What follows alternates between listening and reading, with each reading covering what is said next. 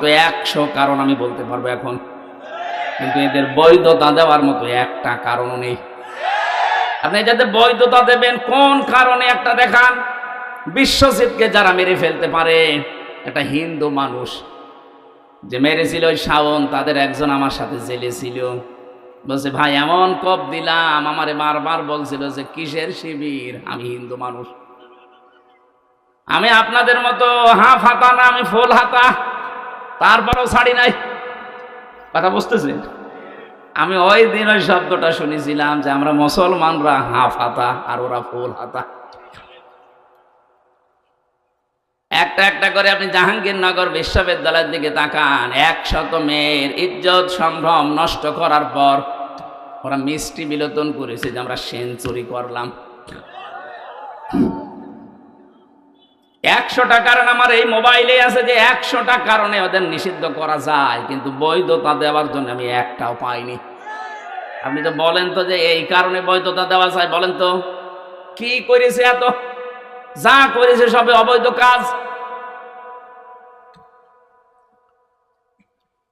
আমার যেটা শিক্ষা দেওয়ার বিষয় ছিল, একটা মানুষ 6 সালের ঘটনা যিনি ঘটিয়েছেন, যার নেতৃত্বে সারা দেশ থেকে লগি বইটা নিয়ে মানুষ গিয়েছে, হুকুমের আসামি হিসাবে তো তার নাম থাকা দরকার। কারণ আমরা এই কুমিল্লা থেকে তো আর ঢাকায় যেতে চাইনি, আপনার কথা মতোই আমি গেছি। মনে করলাম 6 সালের পরে আল্লাহ মনে হয় সব উল্টিয়ে দেবে, না 2 বছর পরে দেখি না, আল্লাহ নিজেই পাল্টিয়ে তাদের হাতে ক্ষমতা দিয়ে দিল, সে যেভাবেই হোক। মনে করলাম 5 বছর গেল, যাক।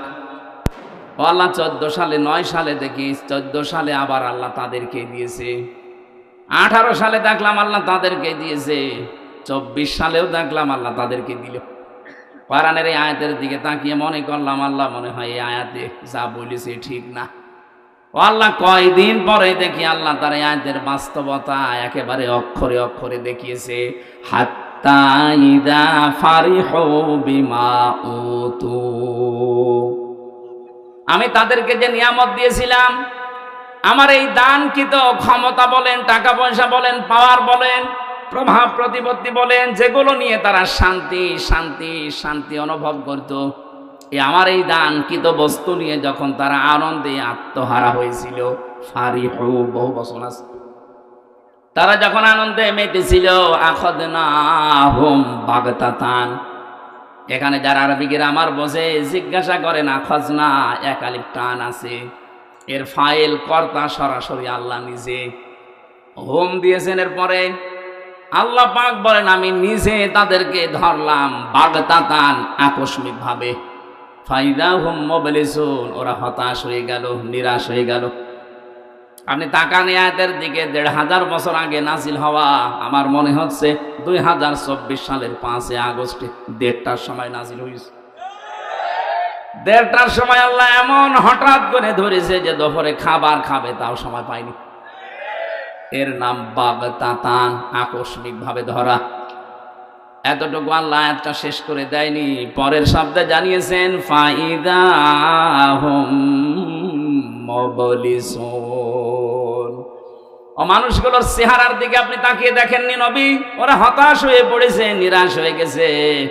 যতগুলো জালেম এই 5 তারিখের পরে ধরা পড়ছে, আপনি তাকান, প্রত্যেকের চেহারায় হতাশার ছাপ। এই যে কালা মানিক চেহারা দেখেছিলেন যেদিন ধরা পড়ে, কলার পাতায় শুয়েছিল, এমনকি বিসি পর্যন্ত উড়ে গেছে। ওর সংসার করার কাজ শেষ, সংসার করবা।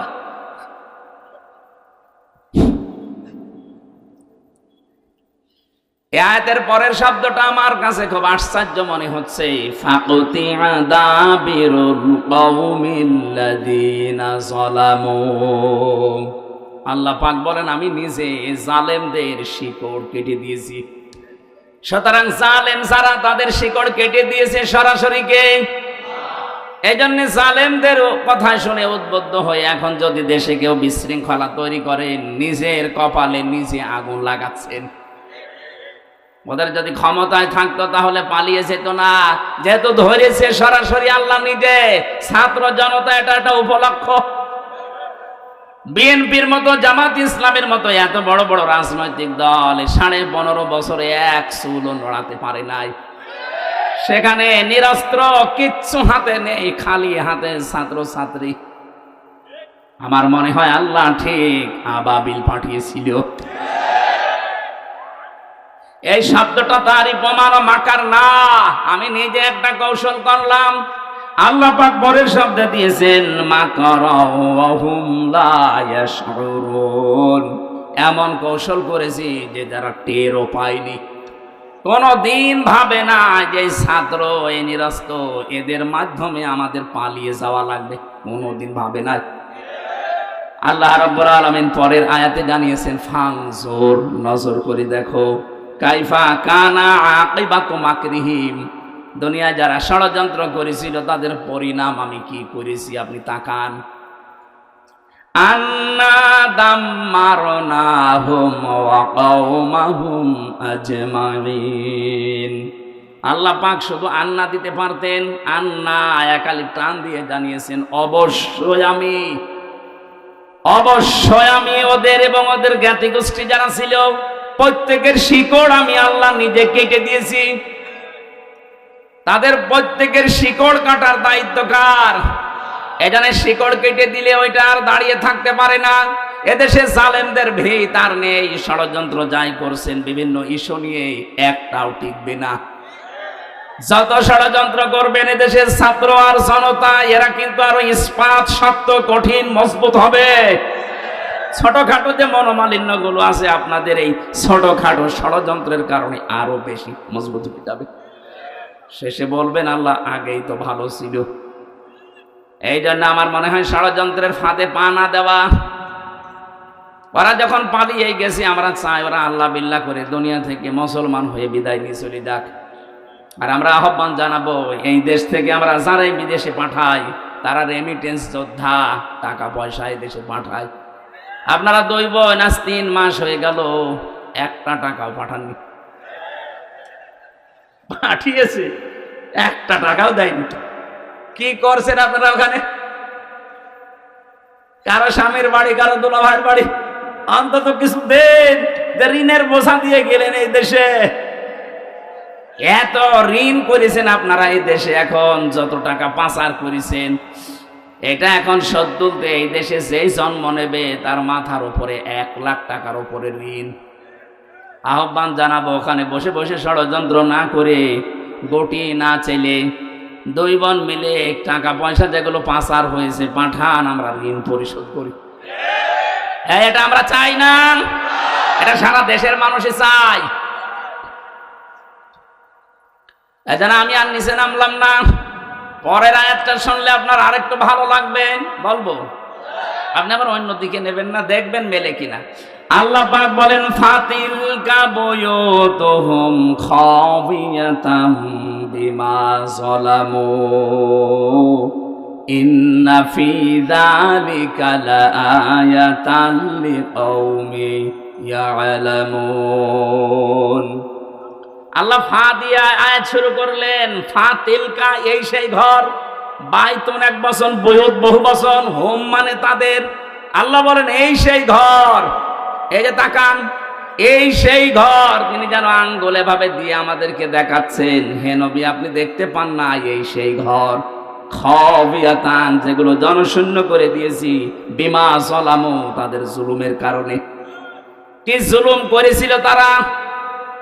মাটির নিচে যে আয়না ঘরের কথা বলছিলেন, আমি তো মাত্র 10 দিন ছিলাম, আমি টের পেয়েছি যে মানুষ কত নিকৃষ্ট হতে পারে। ওখানে কত মানুষ 2 বছর, 5 বছর, 8 বছর, 10 বছর, 14 বছর পড়ে আছে, কেউ জানে না। এত বড় বড় নখ হয়ে গেছে, চুল দাড়ি গপ মনে হচ্ছে জঙ্গল থেকে বেরিয়ে আসতেছে। কিছু কিছু মানুষ এই বড় বড় নখ দিয়ে দেওয়ালের সাথে খুশিয়ে খুশিয়ে লিখে রেখেছে যে ভাই যদি বাইরে যেতে পারেন তবে নাম্বারে একটু বলবেন যে আমি বেশি আছি। টের পাচ্ছেন? 10 দিনই আমার জীবন অতিষ্ঠ হয়ে গেছে, আমার মাজা এখনো পর্যন্ত ব্যথা।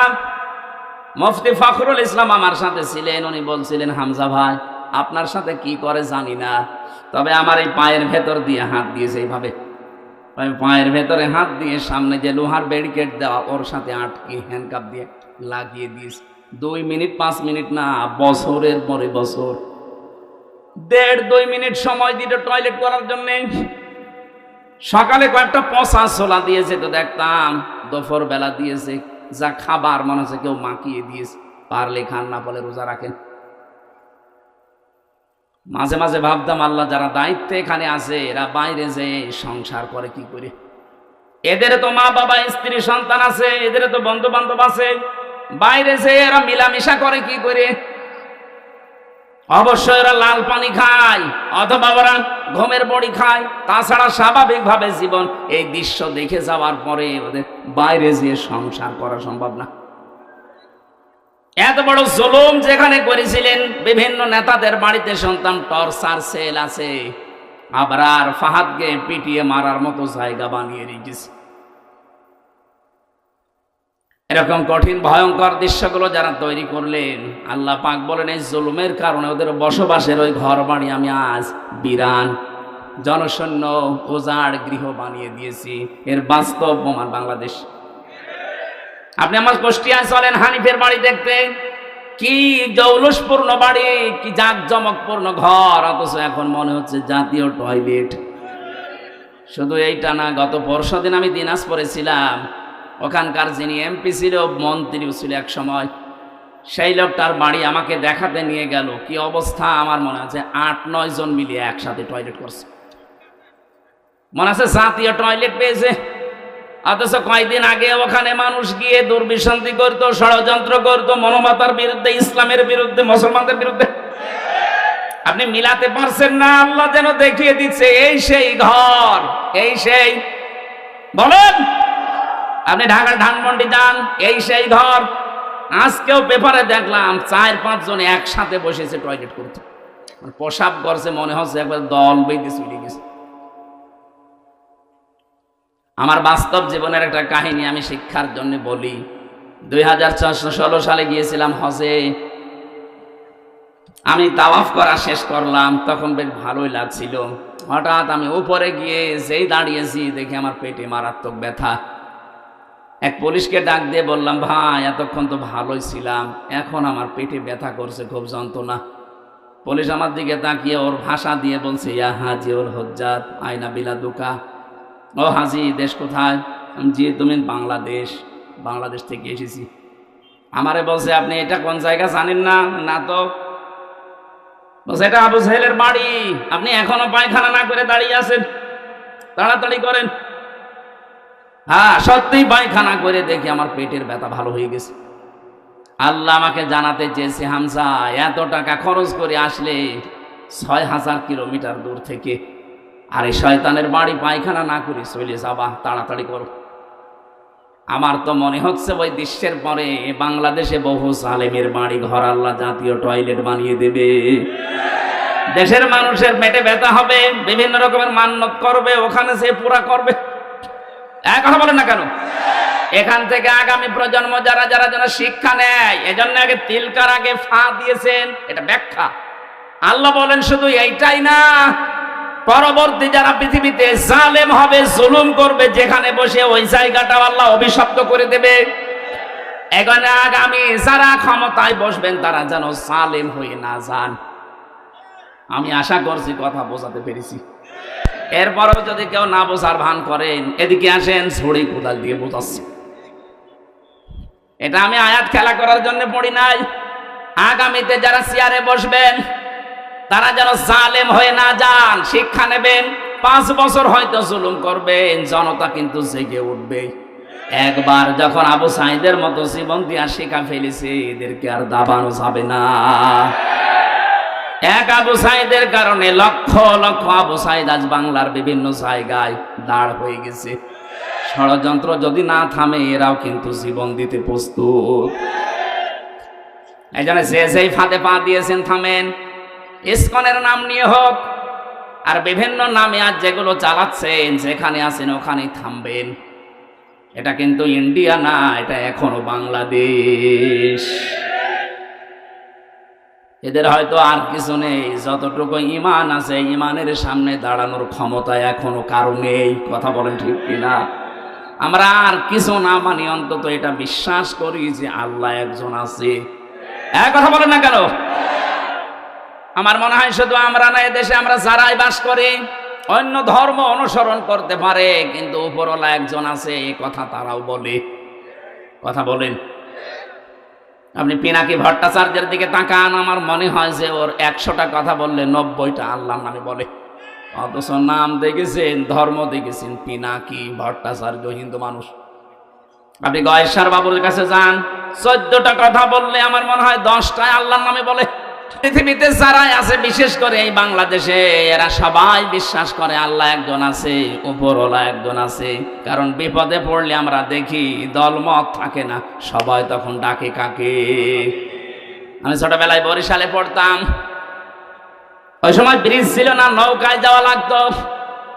লঞ্চে টলারে নৌকায় যখন যাচ্ছি, হঠাৎ দেখি ঝড় উঠেছে নৌকায়, টলাটলি করে নৌকা। আমরা যারা মুসলমান আছি বলছি লা ইলাহা ইল্লাল্লাহ। একজন দাদা হিন্দু আর দাদি দুইজন মিলে আমাদের সাথে পড়ছে লা ইলাহা ইল্লাল্লাহ। কি গো, চেহারা দেখে মনে হয় অন্য ধর্মের। এই যে এখানে কি দেওয়া থাকে, তিলক। ডাক দিয়ে বললাম, দাদা মুসলমান হয়েছেন কবে? হইনি। কালেমা পড়লেন? যে ঝড় উঠেছে ও কালী দুর্গার কাজ না, আল্লাহ লাগবে। বিপদে পড়লে সবাই ডাকে কাকে? আমরা আজকে শিক্ষা নিয়ে যাওয়া লাগবে। আল্লাহ পাক যদি জালেমদের বাড়ি ঘর জনশূন্য করে দিয়ে টয়লেট বানিয়ে দিতে পারে মাত্র 3 মাসের ব্যবধানে, 3 বছর যেতে দেন, ওই জায়গাতে মানুষ ঘৃণা করেও যাবে না। কারণ জায়গাটা আল্লাহ অভিশপ্ত করে দেয়। যেখানে বসে জালেমরা জুলুমের দুর্বিসন্ধি করে, ওই জায়গাটা আল্লাহ পৃথিবীর মানুষের কাছে ঘৃণিত, নিন্দিত, অভিশপ্ত করে দেয়।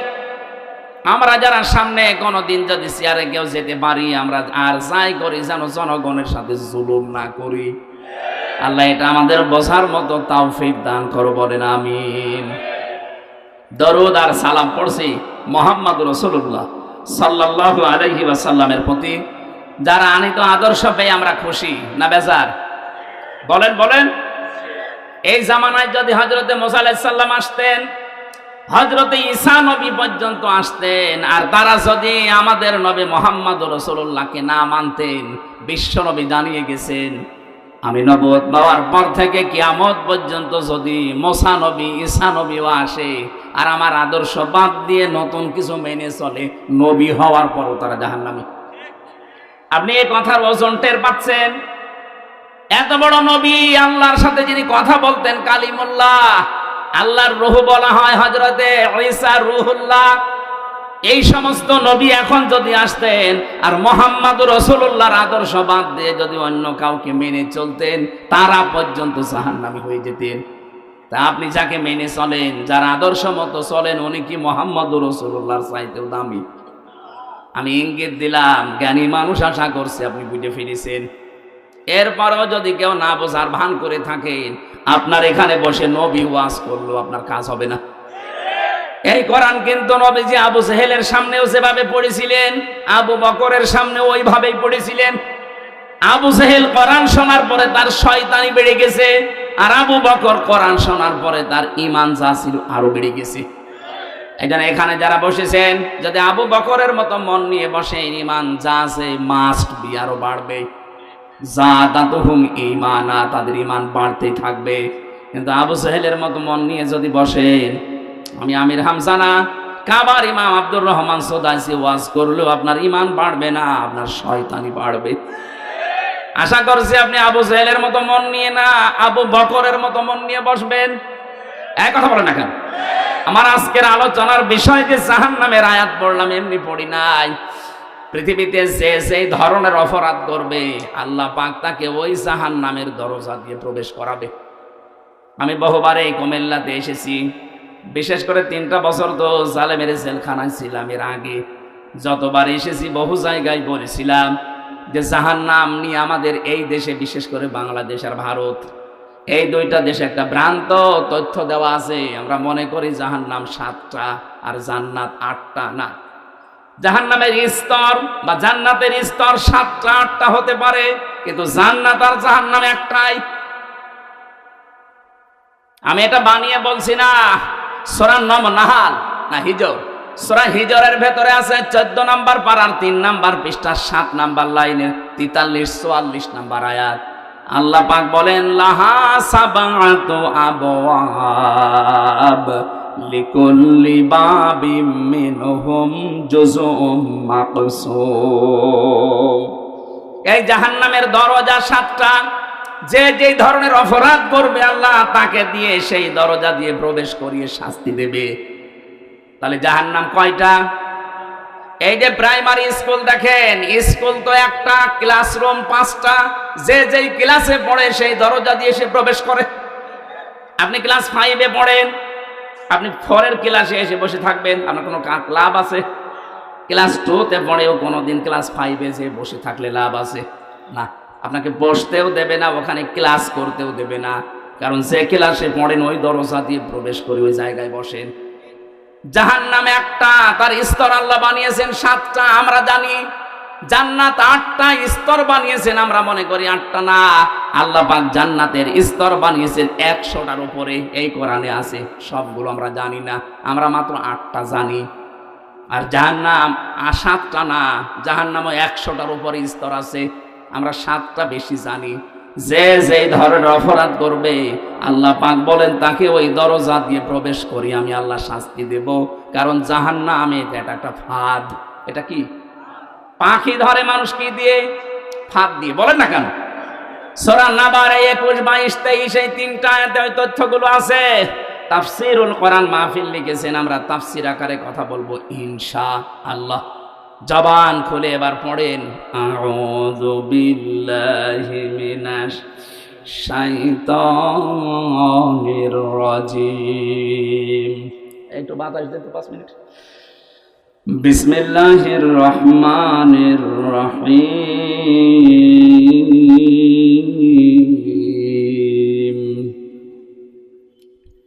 ইন্না জাহান্নামা কানাত মিরসাদা লিত্তাগিনা মাআবা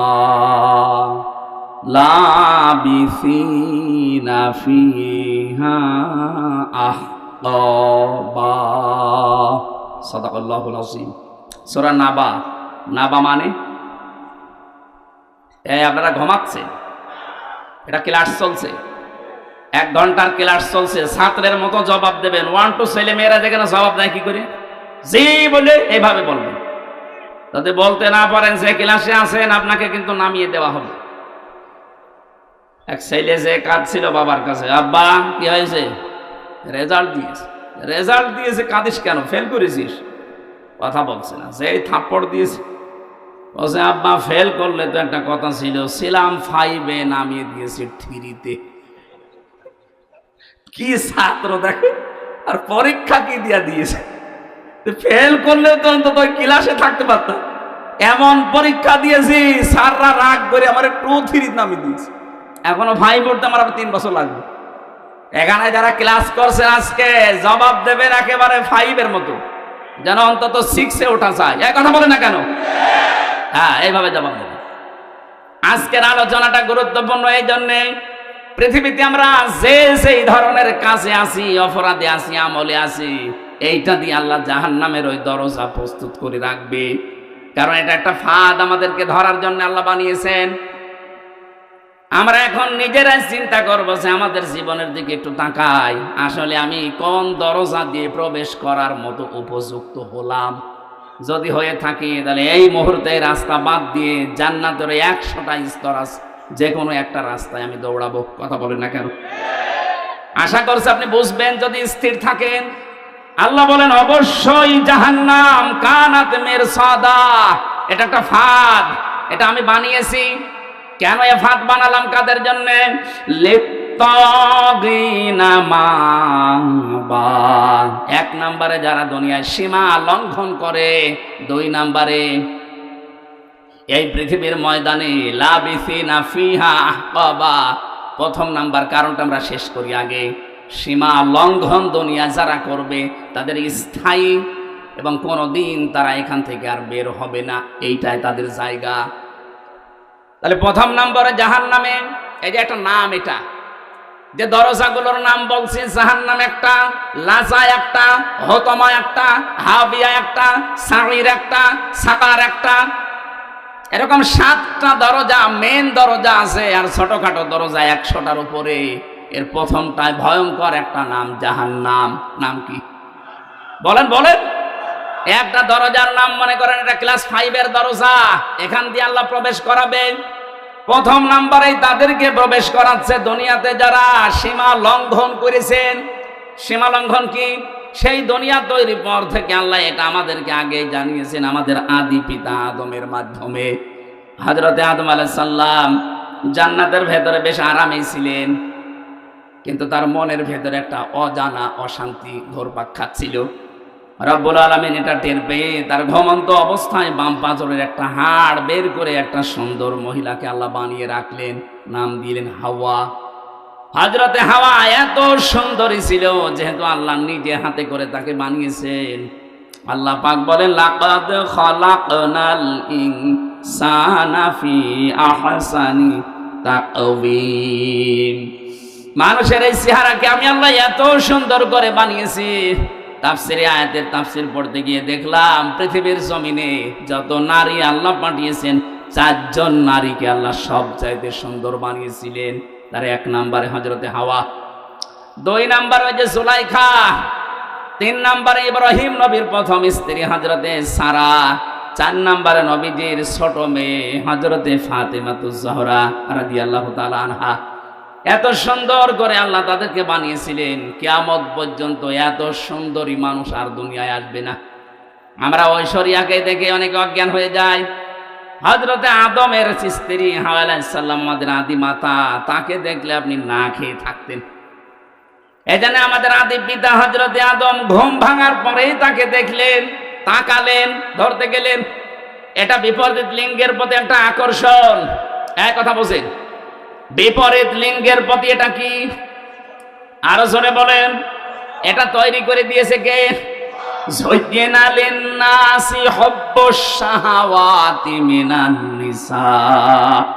মানুষের কাছে আকর্ষণীয় করে দিয়েছি 9টা জিনিস, তার 1 নম্বরে স্ত্রী, মেয়ে লোক। এই আকর্ষণকে আজ বিকর্ষণে পরিণত করে আজ বাংলাদেশে সমকামিতা আরম্ভ করতে যাচ্ছে, যে মেয়ে লোকে বিয়ে করবে। এটা আজকেও কুষ্টিয়া একজন করেছে, পত্রিকায় পেলাম আজকেও কুষ্টিয়া একজন করেছে, মহিলা বিয়ে করবে। তারা জিদ ধরেছে, বিয়ে যদি না দেন 2 জনে আত্মহত্যা করব। কোথায় নেমে গেছে এদের রুচি? কয়েকদিন পরে দেখবেন পুরুষে আন্দোলন করবে যে আমরাও বিয়ে করব। আল্লাহর পুরা সৃষ্টিকে এরা পাল্টে ফেলতে চায়। আল্লাহ পাক বলেন, আদম আলাইহিস সালামের বিপরীত লিঙ্গের প্রতি আমি আল্লাহ একটা আকর্ষণ তৈরি করে দিলাম। এইটাই আমার ফাইনাল চূড়ান্ত সিদ্ধান্ত। কিয়ামত পর্যন্ত বিপরীত লিঙ্গের প্রতি একটা আকর্ষণ আপনার থাকবে। যাদের এই আকর্ষণটা বিকর্ষণে পরিণত হয়ে বিপরীত লিঙ্গের দিকে যেতে চাই না, সমলিঙ্গের দিকে যেতে চান, আপনি বুঝবেন আপনি আর মানুষ নেই, আপনি জানোয়ার। পৃথিবীর জানোয়ারও এত নিচে নামে না। কথা বলেন না কেন? সুতরাং সমকামিতা যারা প্রমোট করছেন, আজ বাংলাদেশে মানবাধিকারের অফিস বানানোর নাম করে সমকামিতার অফিস বানাতে ঢাকায় আন্দোলন চলছে। সে যে দেশ হোক না কেন, আপনাদের দেশে আপনারা চালান। এই দেশে 96% মুসলমান। আল্লাহর এই নিষিদ্ধ কাজ একজন জীবিত থাকতে আমরা হতে দেব না। কথা বলেন। এই নিষিদ্ধ কাজ জারি হয়ে গেলে আল্লাহর গজব পড়বে। লূত আলাইহিস সালামের জামানায় যেমন গজব দিয়ে আল্লাহ জর্ডানে ওই সাগরকে ডেড সি বানিয়ে দিয়েছেন, মৃত সাগর। এই শুধু এই পুরুষে জেনা করার কারণে। ওইটা যদি বাংলাদেশে চালু হয়, এ দেশকে আল্লাহ এ শুধু কক্সবাজারের এই সমুদ্রের পানিকে শুধু 20 হাত লম্বা করে বলবে, যা একটু ঘোরন দিয়াই, পুরা বাংলাদেশ পানির নিচে যেতে কয়েক মিনিটে। এরকম ডেড সি বানাতে আল্লাহর কি 10 বছর লাগবে? বলেন। এই জন্য আমরা সাবধান। অনেকে বলছে যেটা করছে করুক, আপনি বেঁচে থাকেন না, হবে না। 2 তলা নৌকা চলছে, উপর তলায় আমরা আছি বড় বড় হুজুর নিয়ে, নিচ তলায় আছে ইনারা। বারবার উপর তলায় পানি নিয়ে আসতে যায়। আমরা যদি বলি ঝামেলা করেন কেন, নিচে পানি নেই, ওরা বলেছে ঠিক আছে তোমার উপরে আর ডিস্টার্বে আসবো না।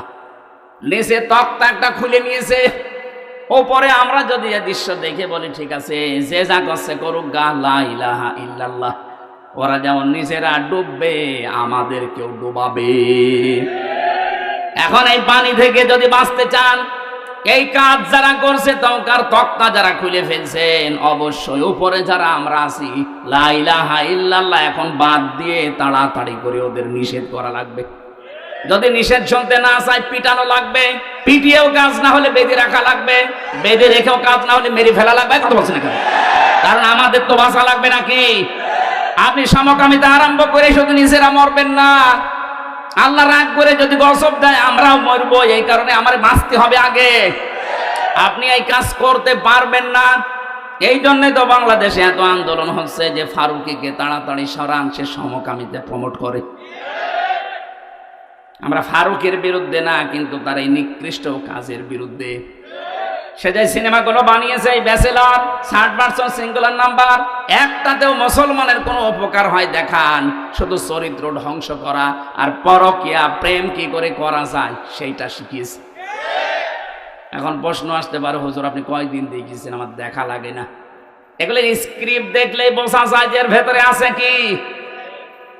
নিজের স্ত্রীকে দিয়ে যারা সমকামিতার এই প্রমোট করে, বিশেষ করে যে ব্যাচেলর, এই সিনেমাতে যে মানুষগুলো অভিনয় করেছে তাকান, এই মানুষগুলো নিজের স্বামীকে বাদ দিয়ে কি করে পরকীয়া প্রেম করা লাগে এই শিক্ষা জাতিকে দিচ্ছে। এমনি জাতিকে ধরে রাখা সম্ভব হচ্ছে না। এমনি নাচনি পড়ি, তারপর যদি ঢোলের মাড়ি পায় ও তো কাপড় খুলে নাচবে। কথা বলে না কেন? এই জন্য তো বারবার আমরা আহ্বান জানাই, প্রতিবাদ জানাই, কষ্ট হয় আমাদের, এরপরেও আমরা প্রতিবাদ জানাচ্ছি। আপনি অপরাধ করে নিচে মরবেন না, আমারে নিয়ে মারাবেন। কথা বলেন ঠিক কিনা? আমরা আমাদের নিজেদের বাঁচার তাকিদে হলেও এই প্রতিবাদ করছি। সুতরাং আজ যারা সমলিঙ্গের প্রতি আকর্ষণ, আপনি আর মানুষ নেই, আপনি জেনে রাখেন আপনি জানোয়ার। বলেন কোন জানোয়ার মারা গেলে জানাজা হয়, কবরে দেওয়া হয়? আপনি জানোয়ার মারা গেলে আপনারও জানাজা নেই, কবর নেই, মুসলমানদের কবরে আপনার জায়গা নেই। হয় আপনাকে আমরা পুড়িয়ে ফেলবো, নাই নদীতে ভাসিয়ে দেব। জানি যাদের কপালে হেদায়েত নেই, এত কড়া কথা বলার পর এই শালাদের কাজ হবে না। এই মিডিয়া এই শালাদের বললাম, এটা আবার দিয়ে দিন, এটা বলার মতো মুখ দিয়ে চলে এসেছে, দেখবেন এটাই কালকে দেবে যে এই শব্দ হুজুর বলেছে, এখন কি করবেন করেন। হযরতে আদম আলাইহিস সালাম যখন ধরতে গেছেন, আল্লাহ বলে তাকানো যাবে না, ধরাও যাবে না। হযরতে আদম আলাইহিস সালাম বলেছিলেন আল্লাহ তাকানো যাবে, ধরা যাবে, কোন বুদ্ধি আছে ওইটা বলেন। আল্লাহ পাক বলেন বুদ্ধি একটা আছে, বিয়ে করা লাগবে। হযরতে আদম বলছে আল্লাহ আমি আগেই রাজি। আগে রাজি মানে বাংলাদেশে বহু আদমের সন্তান আমরা আছি, এই যুবক মানুষ নামাজের ফরজ কয়টা, 13টা বলতে পারে না, কিন্তু বিয়ে করা ফরজ এটা জানে। এটা জানে না। আল্লাহ রাব্বুল আলামিন বলেন বিয়ে করতে রাজি হও, দেন মোহর কই? দেন মোহর নেই। দেন মোহর নেইতে বিয়ে করার শখ আসে কোত্থেকে? তার মানে আয়াত থেকে বোঝা যায় বিয়ে করার আগে আপনার দেন মোহর জোগাড় করা লাগবে। যদিও বাংলাদেশে এখন সিস্টেম নেই, বাকিতে লিখে রাখেন পরে সময় পেলে দেব। তো বাকিতে লিখে রাখেন পরে সময় পেলে দেব, পরে সময় পেলে বিয়ে করবেন। কথা বলেন না কেন? এখানে হাজারো আল্লাহর ওলি বসে আছে, এখনো পর্যন্ত দেন মোহর দেয়নি। জনম বাকি, পুরা ফাঁকি। মাহফিলের সভাপতি ইঞ্জিনিয়ার সাহেব, কত আপনার দেন মোহর? কত? 1.5 লাখ। আপনি সে আমার বাবার বয়সী, এরপরেও 1.5 লাখ, আর আমি আমার 50,000। না 1.5 লাখ অনেক বেশি করে ফেলেছে। আলহামদুলিল্লাহ দিয়েছেন, হ্যাঁ ঠিক আছে। জমি জায়গা লিখে দিয়ে লিখেছে, অথচ এখানে দেন মোহর বাকি আছে। আমি চেহারা দেখলে টের পাচ্ছি। হাত তোলেন তো কাদের বাকি আছে দেখি। আরেকবার মুসলমানি দিয়ে দেখি, দেন মোহর দিতে পারো না? কুমিল্লার বদনাম হয়ে যাবে না? কে আবার এসেলাম বিয়ে দেবে? দেন মোহর বাকি আছে যাদের, না হাসি ঠাট্টার জন্য না, দেওয়া লাগবে। ওয়াতুহুন্না উজুরহুন্না ফারিদা, এটা নামাজ পড়ার মতো ফরজ। কি কথা বললেন না? আর একটা নিয়ম বাংলাদেশ থেকে দূর করা লাগবে। আজ যারা 150, 200, 250 বরযাত্রী নিয়ে মেয়ের বাড়িতে খেতে যান, এটা ছোট লোকি কারবার, জায়েজ নেই এটা। আপনি অলিমা করবেন, নিজের বিয়ের অলিমা নিজে করবেন, মেয়ের পক্ষের আরো 50, 100, 200 জন, আর আপনার নিজের আত্মীয় আরো 200, 500 লোক নিজের বাড়িতে খাওয়াবেন। কিসের বরযাত্রী যাচ্ছে? বাবার যেটা কুসন্তান ওইটা বরযাত্রী যায়। আপনি কি কুসন্তান? আজকে নিয়ত করেন জীবনের কারো বরযাত্রী যাবো না, বিয়ে হয় হোক না হয় না হোক। বিয়ে করলে দরকার হয় বাবাকে বলবেন যে আমি অনুষ্ঠান করবো আমার বাড়িতে, মেয়ের বাড়ির আরো 50 জন নিয়ে এসে খাওয়াবেন। 18, 20 বছর, 22 বছর এত কষ্ট করে এই মেয়েটা মানুষ করে আপনাকে দিচ্ছে, ওই মেয়েটার কোনো লাভ ওর মেয়ের আর মা আর বাবা পায় না, সব লাভ আপনার। এই কথা বলছেন এখানে? আপনার সন্তান তার ধারণ করা লাগে, আপনার বংশ বৃদ্ধি করা লাগে, খেদমত করা লাগে, সারা জীবন আপনার বাড়ি থাকা লাগে। অথচ মেয়েটা মানুষ করে দিলেও তার কি লাভ আছে? কোনো লাভ নেই। খালি 18, 20 বছর, 22 বছর ওর পেছনে বিনা কারণে শ্রম দিয়েছে আর খরচ করেছে। আমি বারবার এটা বলছি কারণ আমার 3টা মেয়ে, কোনো ছেলে নেই। আমার তো বাঁচা লাগবে নাকি? না ভাই, এটা মাসলা, আপনি মেনে নেন, অন্তত আমাকেও বাঁচান। আমার ছেলে 3টা হলে আমি মাসলা বলতাম না, মনে হয় না। এই নিয়ম বাংলাদেশে যেহেতু আছে, কুমিল্লা ছেলে আছে কিনা জানি না, বরযাত্রী যান, এটা পাল্টাবেন। মেয়ের বাড়ি থেকে আরো 150 মানুষ নিয়ে আসবেন, নিজের পক্ষ থেকে আরো 150, 300 মানুষ খাওয়াবেন নিজের বাবার টাকা খরচ করে। কিসের বরযাত্রী যাচ্ছেন আপনি? হযরত আদম বলেছিলেন, আল্লাহ আমার অর্থ নেই, আমি দেনমোহর দেব দিকে রে। আল্লাহ